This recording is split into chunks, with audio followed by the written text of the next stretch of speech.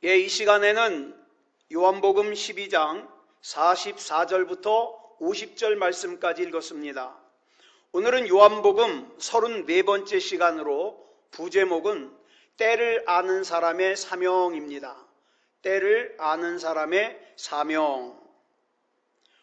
오늘 본문은 예수님께서 이 세상에서 대중을 향해서 행하신 마지막 설교입니다.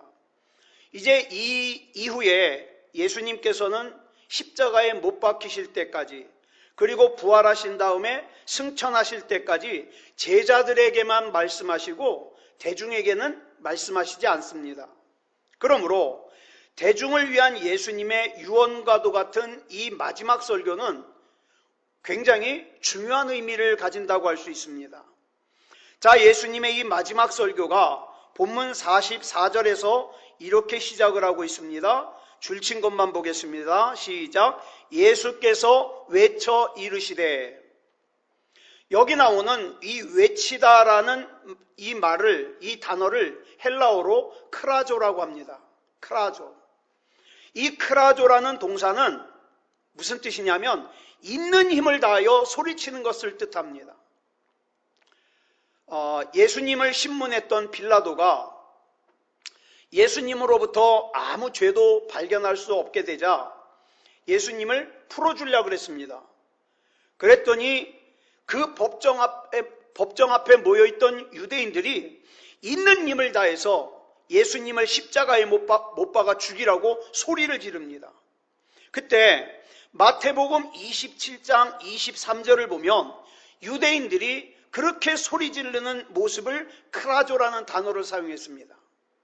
말하자면 크라조라는 이 단어는 사람이 소리칠 수 있는 소리 중에서 가장 큰 고함 소리예요.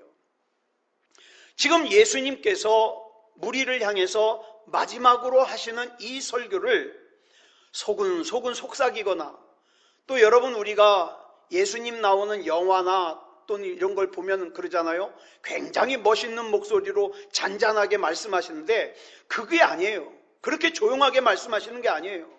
예수님께서는 지금 있는 힘을 다해서 큰 소리로 외치시는 겁니다. 왜요? 중요하니까. 그 외침의 내용을 본문 44절로 45절에 이렇게 기록하고 있습니다. 같이 읽겠습니다. 시작. 예수께서 외쳐 이르시되 나를 믿는 자는 나를 믿는 것이 아니요 나를 보내신 이를 믿는 것이며 나를 보는 자는 나를 보내신 이를 보는 것이니라. 예수님께서 있는 힘을 다해서 외치셨던 말씀의 첫 번째 주제가 뭐냐? 하나님 아버지와 우리 주 예수 그리스도는 동일하시다는 거예요. 즉 예수 그리스도를 통하여 하나님 아버지를 우리가 만날 수 있다는 뜻입니다. 육신을 입고 있는 인간, 더더군다나 세상에 죄를 져가지고 죄 가운데 빠져 있는 인간은 영이신 하나님을, 거룩하신 하나님을 볼 수가 없습니다. 이렇게 우리가 하나님을 직접 볼 수가 없기 때문에 알 수가 없지요. 하나님을 알 수가 없기 때문에 바르게 믿을 수가 없지요. 그래서 하나님께서는 이렇게 인간들이 볼 수 없는 자신을 인간들에게 직접 보여주시기 위해서 이 땅에 사람의 몸을 입고 오셨습니다. 그분이 예수 그리스도이십니다. 그래서 예수님의 제자 중에 하나인 빌립이 예수님께 하나님을 보여달라고 요청하니까 예수님께서 요한복음 14장 9절로 11절에서 이렇게 대답하십니다. 시작. 빌립아, 내가 이렇게 오래 너희와 함께 있으되 내가 나를 알지 못하느냐? 나를 본 자는 아버지를 보았거늘 어찌하여 아버지를 보이라 하느냐? 내가 아버지 안에 거하고 아버지는 내 안에 계신 것을 내가 믿지 아니하느냐? 내가 너희에게 이르는 말은 스스로 하는 것이 아니라 아버지께서 내 안에 계셔서 그의 일을 하시는 것이라. 내가 아버지 안에 거하고 아버지께서 내 안에 계심을 믿으라. 이렇게 말씀하셨습니다. 이 땅에 오신 예수 그리스도께서 인간을 위한 하나님의 가장 위대한 선물인 까닭은 예수님께서 우리의 눈으로 볼 수 있는 가장 확실한 하나님의 실상이요 하나님의 증거이기 때문입니다. 그러므로 우리는 예수님을 볼 때, 또 예수님의 삶을 생각할 때 거기서 무슨 윤리와 도덕을 보려고 하지 말고 그 이전에 먼저 예수님 안에 계시는 하나님 아버지를 우리가 보고 만나야 됩니다.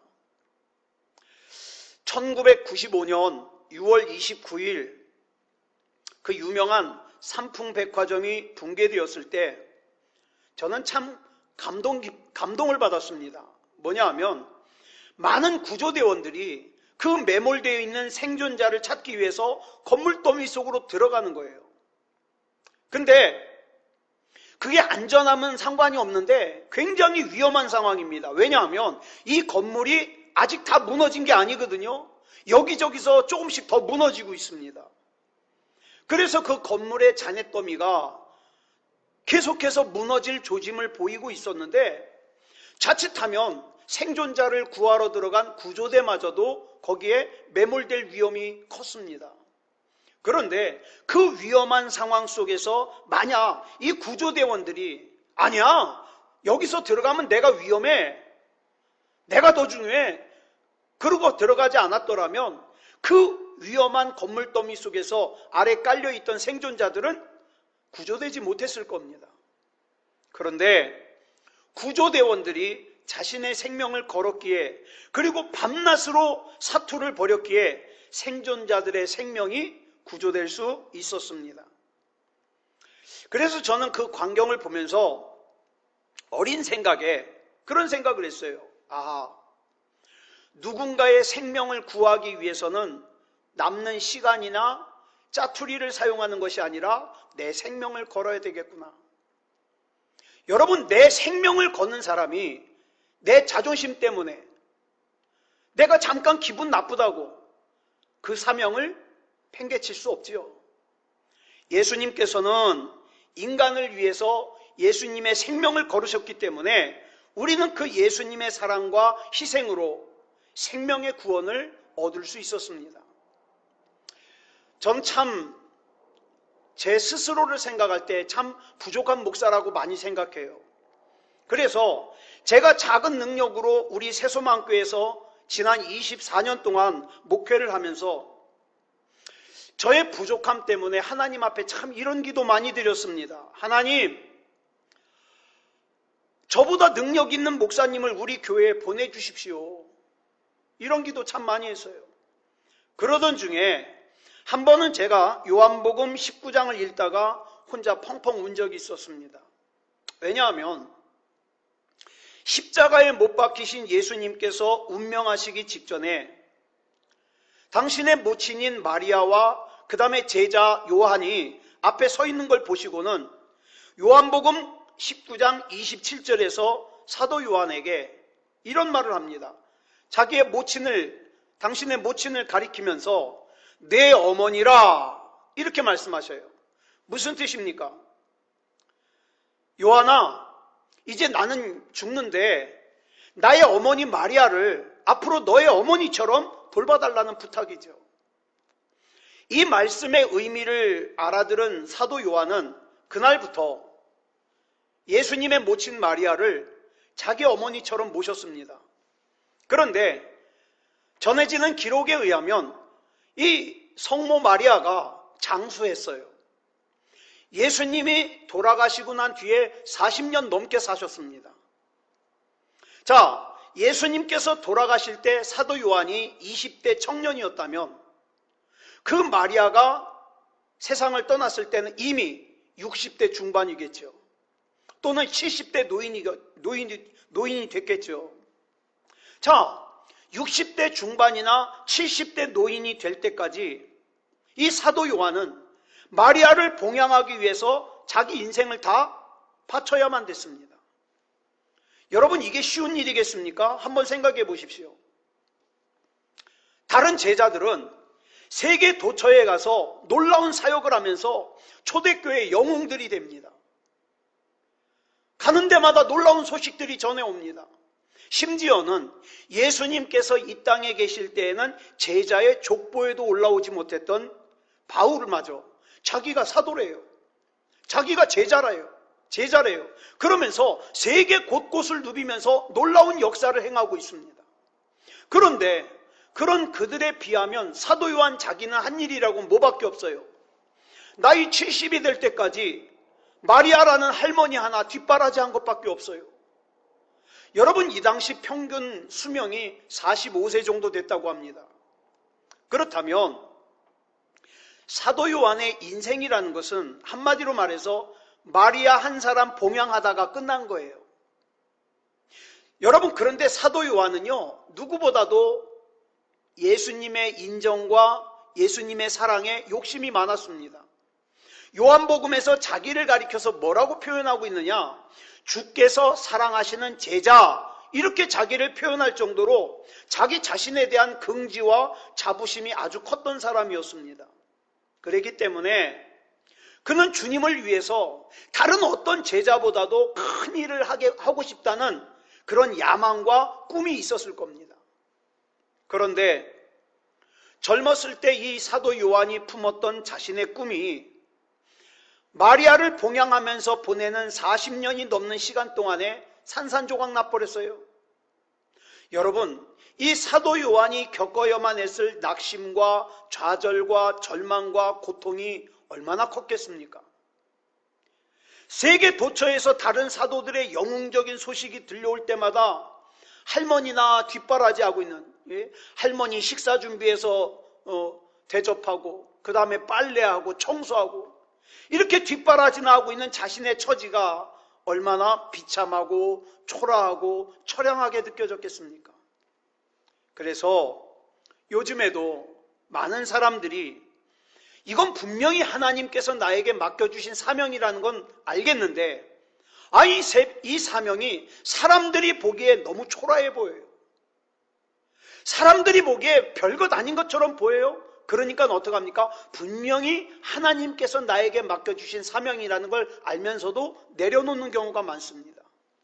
그러나 사도 요한은 마리아를 봉양하는 일을 끝까지 잘 감당했습니다. 그것이 가능할 수 있었던 것은 사도 요한의 심령이 진리의 빛과 생명의 빛으로 채워져 있었기 때문에 이 세상에서의 진정한 행복이라는 것은 남들과 경쟁해서 출세해가지고 움켜쥐는 게 아니라 오직 길이요 진리요 생명 대신 예수 그리스도의 말씀을 따라 사는 삶 속에만 있다는 것을 사도 요한은 일찍이 알았기 때문입니다. 이렇게 우리 예수님께서 친히 맡겨주신 사명을 끝까지 잘 감당한 사도 요한은 마리아를 봉양하는 것만으로 그의 인생이 끝나버린 게 아니에요. 자, 40년 동안 마리아를 봉양하면서 이 사도 요한은요, 마리아로부터 예수님이 어려서부터 자라면서 있었던 일들을 들었겠죠. 그래서 그 어떤 제자보다도 예수님을 잘 알았을 겁니다. 그래서 사도 요한은 인간에 대한 참사랑이 뭔지 깊이 깨닫게 되었을 뿐만 아니라 인생에 대하여 더 깊고 더 넓은 통찰력을 가지게 되었습니다. 한 걸음 더 나아가 이 세상 그 누구도 알 수 없는 우리 주님과의 남모르는 깊은 교제를 나눌 수 있었을 겁니다. 그런 가운데 마침내 마리아가 이 세상을 떠나 그 마리아를 봉양해야 되는 사도 요한의 그 사명이 끝났을 때 주님께서는 그 40년 동안 훈련되고 준비되어진 이 사도 요한으로 하여금 요한복음을 기록하게 하십니다. 요한 1서, 요한 2서, 요한 3서를 기록하게 하십니다. 그리고 요한 계시록을 기록하게 하십니다. 그래서 여러분, 이 요한이 쓴 이 성경을 가만히 읽어보면 좀 더 깊어요. 좀 더 풍요로워요. 그래서 저도 이 말씀 가운데 보이는 것처럼 언제든지 우리 주님께서 작은 일이라도 맡겨주시면 정말 편하게 주님께서 나를 사용하실 수 있도록 지금 하는 일에 최선을 다하려고 합니다. 여러분, 성숙한 믿음이 뭐가 성숙한 믿음입니까? 자기 자신을 잘 분별하는 게 성숙한 믿음이죠. 자기 자신을 잘 분별할 수 있는 사람이 자기 때를 알 수 있습니다. 자기 때를 바르게 분별할 수 있는 사람이 그 때에 맞추어서 올바른 반응, 올바른 대응을 할 수 있습니다. 전도서 3장 1절로 8절을 보면 모든 일에 다 때가 있다고 설명하고 있습니다. 자, 좀 길지만 세번역 성경으로 같이 읽겠습니다. 시작. 모든 일에는 다 때가 있다. 세상에서 일어나는 일마다 알맞은 때가 있다. 태어날 때가 있고 죽을 때가 있다. 심을 때가 있고 뽑을 때가 있다. 죽일 때가 있고 살릴 때가 있다. 허물 때가 있고 세울 때가 있다. 울 때가 있고 웃을 때가 있다. 통곡할 때가 있고 기뻐 춤출 때가 있다. 돌을 흩어버릴 때가 있고 모아들일 때가 있다. 껴안을 때가 있고 껴안는 것을 삼갈 때가 있다. 찾아 나설 때가 있고 포기할 때가 있다. 간직할 때가 있고 버릴 때가 있다. 찢을 때가 있고 꿰맬 때가 있다. 말하지 않을 때가 있고 말할 때가 있다. 사랑할 때가 있고 미워할 때가 있다. 전쟁을 치를 때가 있고 평화를 누릴 때가 있다. 다 때가 있습니다. 그러므로 올바른 그 때에 따라서 우리가 취해야 될 행동이 다 다르지 않겠습니까? 이거 두말할 필요가 없지요. 그래서 먼저 때를 분별하는 것이 중요합니다. 여러분, 이 세상에 태어난 모든 사람에게는 반드시 이 세상을 떠나야 할 때가 있기 마련입니다. 이걸 성경은 뭐라고 말씀하고 있느냐? 한 번 죽는 것은 모든 사람에게 정해진 것이라고 말씀하고 있습니다. 저희 외숙모님이 지금 호스피스 병동에 계십니다. 제 외사촌 동생이 외숙모를 간호하면서 페이스북에 쓴 글을 보니까 외숙모님이 계신 그 호스피스 병실에서 함께 계시던 어떤 분이 거기서도 이제 호스피스는 이제 가망성이 없는 곳 아닙니까? 그런데 거기서도 이제 마지막으로 가는 곳이 임종실이라는 곳입니다. 그 임종실로 가셨다는 거예요. 저는 그 글을 읽으면서 이런 생각했습니다. 그곳으로 가시는 분은 무슨 생각을 하셨을까? 어떤 후회를 하실까? 시간이 좀 더 있다면 뭘 하고 싶으실까? 뭐 이런저런 생각을 많이 했습니다. 여러분, 만약에 여러분 앞에 불현듯 이 세상을 떠나야 할 때가 찾아온다면, 그리고 다행스럽게도 그 때가 언제라는 것을 여러분이 미리 안다면 뭘 하시겠습니까? 캐리 슉과 크리스 슉이라는 목사님 부부가 쓴 책입니다. 이 책은 제목이 내 생의 마지막 한 달이라는 이름이에요.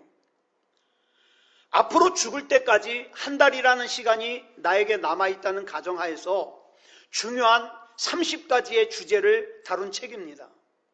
여러분은 앞으로 여러분의 인생이, 여러분의 생명이 30일 남았다면 뭘 하시겠습니까? 요한복음 13장 1절을 보면 이렇게 시작을 하고 있습니다. 시작. 유월절 전에 예수께서 자기가 세상을 떠나 아버지께로 돌아가실 때가 이른 줄 아시고, 예수님께서는 당신이 이 세상을 떠나야만 하는 마지막 때가 이르렀다는 걸 아셨습니다. 그래서 예수님이 뭘 하셨습니까? 당신의 재산을 정리했습니까? 묘자리를 알아보러 다녔습니까? 아직은 내가 나이가 젊으니까 조금만 더 살게 해달라고 기도하셨습니까? 아니면 야, 죽을 땐 죽더라도 먹고 싶은 거 먹자, 마지막으로 가고 싶은 데 갔다 오자, 그러셨습니까? 예수님께서 자신이 이 세상을 떠나야만 하는 마지막 때가 이르렀다는 사실을 아셨을 때 예수님이 뭘 하셨는가? 요한복음 13장 1절 하반절을 보니까 이렇게 말씀하고 있어요. 시작. 세상에 있는 자기 사람들을 사랑하시되 끝까지 사랑하시니라.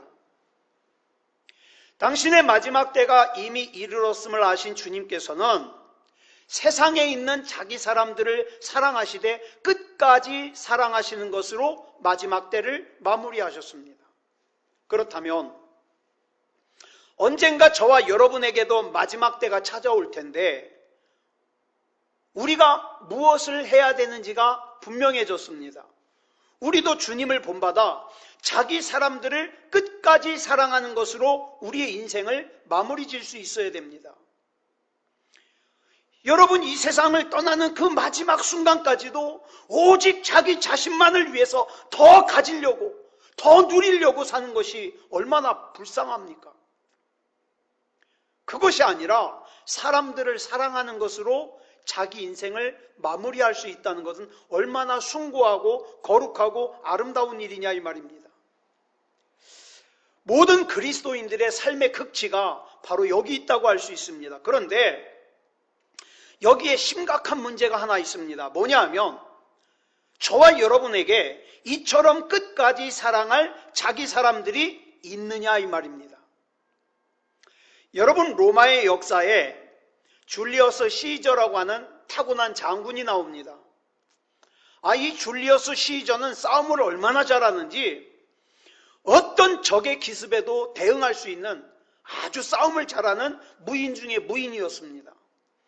그런데 이 줄리어스 시저가 주전 44년 3월 15일 날 원로원으로 가다가 미리 작당 모의한 의원들이 그 시저를 향하여 칼을 들고 달려들었습니다. 그런데 맨몸인 이 시저가 얼마나 싸움을 잘하는지 비록 몸에 상처를 입었지만 끝까지 잘 대항해서 싸웠습니다. 그런데 어느 순간에 자기를 찌르려고 달려드는 사람들 가운데 브루투스라는 사람을 보고는 이 시저가 싸울 의욕을 내려놨습니다. 이 시저가 칼에 찔려 죽으면서 마지막으로 한 말이 뭐냐면 브루투스 너마저도 이 한마디라고 죽었습니다. 여러분 보세요. 이 브루투스가 누구냐면 이 시저가 가장 사랑한 여인이 세르빌리아 카이피오니스라는 여자인데 이 여자의 아들이에요. 그래서 세간에서는 어떤 소문이 있었냐? 이 브루투스가 시저의 아들일 것이다. 이런 소문까지 있었습니다. 그 정도로 가까웠어요. 그래서 이 시저는 이 세상에 있는 모든 사람들이 다 나를 배신해도 이 브루투스만큼은 무덤까지라도 나와 함께 갈 사람이다. 이렇게 믿었습니다. 그런데 그런 브루투스가 자기 사람이 아니라는 사실을 확인하는 순간 자기를 죽이려고 칼을 빼들고 달려드는 사람들 가운데 그 브루투스가 끼어있다는 사실을 확인하는 순간 시저는 송두리째 무너져버리고 말았습니다. 여러분 어떻습니까? 여러분의 인생의 마지막 때가 이르렀을 때 끝까지 사랑할 자기 사람이 있습니까? 여러분이 자기 사람이라고 굳게 믿고 있는 그 사람이 정말 자기 사람이 맞습니까? 그 사람의 마음은 이미 여러분을 떠났는데도 여러분만 자기 사람이라고 착각하고 있는 건 아니에요? 제가 직접 경험해 보니까 그런 착각이 허물어질 때 굉장히 아픕니다. 예수님께서 제자들을 사랑하셔서 부르신 곳이 갈릴리였습니다. 때는 평상시였습니다. 여러분, 예수님께서 제자들을 부르신 이유가 그 제자들이 돈이 많아서입니까? 그 제자들이 공부를 많이 했기 때문이에요? 아니요. 예수님께서는 그 제자들이 돈이 많기 때문에 공부를 많이 했기 때문에 사랑하신 게 아니에요. 그들은 이스라엘 사람들 가운데 가장 가난한 사람들이었어요. 가장 배운 것이 없는 사람들이었습니다. 또한 그들이 다른 사람들보다 더 의롭고 진실되기 때문에 사랑하신 것도 아니에요.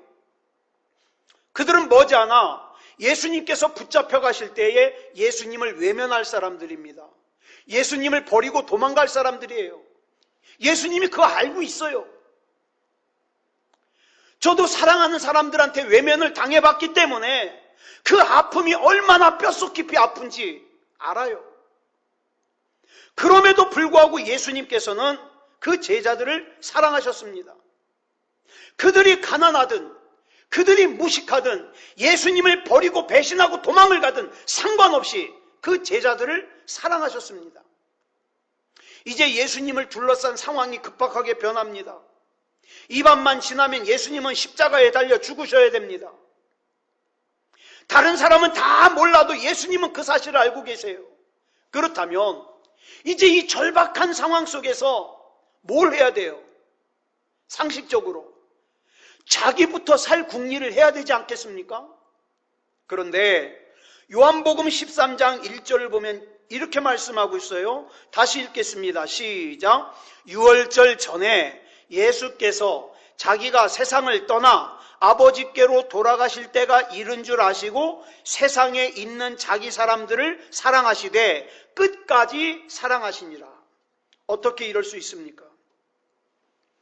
예수님의 사랑은 어떤 처지나 여건이나 상황을 초월하는 사랑이기 때문에 이게 가능한 거예요. 그래서 예수님의 사랑을 가리켜 여러분 남녀 간의 사랑을 뭐라 그럽니까? 에로스라 그러죠. 예수님의 사랑은 이게 아니에요. 친구 간의 우정을 뭐라 그럽니까? 필로스라고 합니다. 이것도 아니에요. 가족 간의 사랑, 이건 대단하죠. 가족 간의 사랑을 뭐라 그럽니까? 스토르게라 그래요. 근데 이것도 아니에요. 왜냐하면 여러분 잘 들으세요. 남녀 간의 사랑인 에로스라든가 친구 간의 우정인 필로스라든가 심지어는 가족 간의 사랑인 스토르게조차도 어떤 여건이나 처지나 상황의 영향을 받을 수밖에 없어요. 그래서 변합니다. 변해요. 그런데 예수님의 사랑은 변하지 않는 사랑이거든요. 그래서 예수님의 사랑을 뭐라 그러냐? 무조건적인 사랑이라 그래서 아가페라고 합니다. 이 아가페 사랑은 어떤 여건이나 처지나 상황이라도 초월하는 사랑이에요. 그렇기 때문에 우리 주님은 여건이나 처지나 상황에 제약받지 않으시고 영향받지 않으시고 그냥 사랑하십니다. 예수님께서 당신의 죽음을 목전에 둔 그 절박한 상황 속에서도 그토록 무조건적으로 자기 사람들을, 이 사람들이 나를 버리고 가든 나를 배신하든 나를 떠나든 상관없이 이 사람들을 사랑할 수 있는 건 뭘 의미합니까? 바로 예수 그리스도를 믿고 따르는 우리가 그 자기 사람들이라 이 말이에요. 그래서 여러분, 내가 어떻게 살았는지 내가 잘 알잖아요. 내가 연약해서 중간에 예수님을 외면한 적도 있고 배신한 적도 있고 예수님을 버리고 도망간 적도 있지만 우리 주님은 나를 사랑하시되 끝까지 사랑해 주십니다. 여기서 우리는 믿음을 다시 한번 정의할 수 있어요. 믿음이 뭡니까? 믿음은 우리 주님을 정확하게 아는 것입니다. 우리 주님을 알되 그 정확하게 알아야만 그 정확한 알미 곧 믿음의 반응으로 나타날 수 있어요. 그렇기 때문에 우리를 향한 주님의 사랑을 올바로 아는 사람은 주님 앞에서 그에 따른 올바른 반응을 할 수 있어요. 여러분, 왜 상황에 따라서 처지에 따라서 자꾸 신앙이 달라집니까? 주님을 정확하게 몰라요. 그러니까 내 기분대로 믿는 거예요. 내 컨디션대로 믿는 거예요. 여러분, 그러나 우리 주님을 정확하게 아는 사람은 정확한 믿음의 반응을 나타낼 수 있습니다. 우리 주님께서 우리의 돈을 보고 우리를 불러주셨습니까? 우리 주님께서 우리의 높은 지적 수준과 학력을 보고 우리를 선택하셨습니까? 우리의 고매한 인격을 보고 우리를 만나주셨습니까? 우리 집안이 뛰어나서 우리를 불러주셨습니까? 아니잖아요. 만약에 이런 조건들이 있어야 주님이 불러주신다면 저와 여러분은 우리 주님의 부르심을 받을 수가 없잖아요. 우리 주님께서는 저와 여러분이 어려운 상황에 처할수록 더욱더 가까이 와 계십니다. 여러분, 요셉이 억울한 누명을 쓰고 감옥에 갇혀 있을 때 하나님이 함께 계셨어요. 모세가 실패하여 미디안 광야에서 은둔 생활을 할 때 하나님이 함께 계셨어요. 히스기야가 병에 걸려가지고 누워있을 때 하나님이 함께 계셨어요. 그래서 여러분, 찬송가 394장을 보면 아솔 루트라는 분이요, 이런 시로 주님을 찬양합니다. 1절만 한번 우리 같이 불러볼까요? 시작. 이 세상의 친구들 나를 버려도 나를 사랑하는 이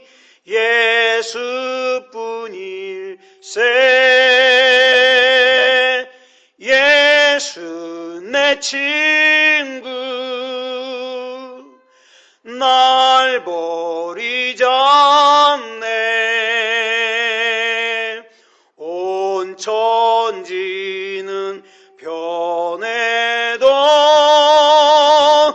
날 버리지 않네. 우리 주님은 나 안 버리십니다. 심지어는 내가 가장 믿었던 사람들이 나를 떠나고 나를 등져도 우리 주님은 나를 버리지 않으세요.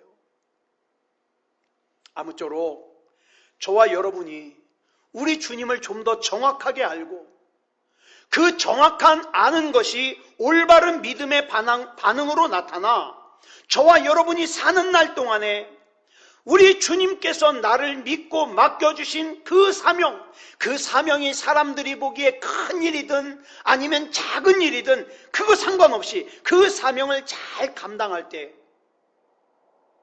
저와 여러분 삶 자체가 간증이 됩니다. 저와 여러분 주변에 있는 사람들이 그렇게 사는 저와 여러분을 보면서 저와 여러분이 믿는 하나님이 진짜 살아계신 하나님이라는 걸 인정하게 됩니다. 아무쪼록 이런 하나님이 인정하시고 또 저와 여러분 주변의 사람도 인정하는 그런 믿음다운 믿음으로 사는 저와 여러분이 되시기를 그리스도 예수님의 이름으로 축복합니다. 기도하겠습니다. 사랑의 아버지 하나님, 감사합니다.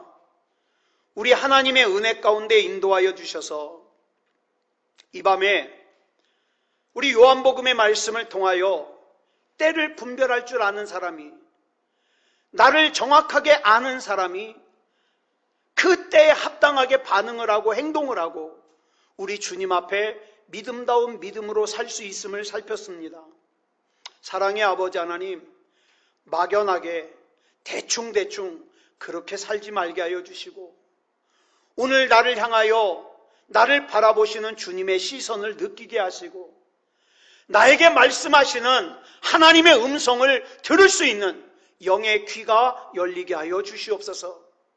온통 세상의 생각과 세상의 감정과 세상의 탐욕으로 내 온 몸과 마음을 빼앗기지 말게 하여 주시고 주님 말씀하옵소서. 주의 종이 듣겠나이다. 주님, 내가 무엇을 할까요? 주님, 내가 어떤 생각을 해야 될까요? 주님, 내가 어떤 행동을 해야 될까요? 우리 주님 앞에 물을 수 있는 이 시간이 될 수 있게 하여 주시옵소서. 이 밤에 기도할 때에 그 기도가 헛되지 말게 하시고 제단 앞에 흘려진 성도의 피와 같이 또 성도들이 하는 정당한 기도가 금양로에 담겨져서 하나님의 보좌에 올라가듯이 하나님 앞에 정당한 기도가 되게 하시고 우리 하나님이 기뻐 받으시는 기도가 되게 하시고 반드시 응답하는 기도가 되게 하여 주시옵소서. 그래서 악한 마귀가 불법적으로 점령하여 육체가 병들은 육체들은 이 시간 예수 그리스도 이름으로 자유함을 얻게 하시고 통증이 떠나가게 하시고 불안함이 떠나가게 하여 주시옵소서. 사랑의 아버지 하나님, 믿음의 능력, 기도의 능력, 찬양의 능력, 부르짖음의 능력을 이 밤에 경험하고 체험할 수 있게 하여 주시옵소서. 우리 주님께서 붙잡아 주실 줄 믿사오며 그리스도 예수님의 이름으로 간절히 기도드려 싸움나이다. 아멘.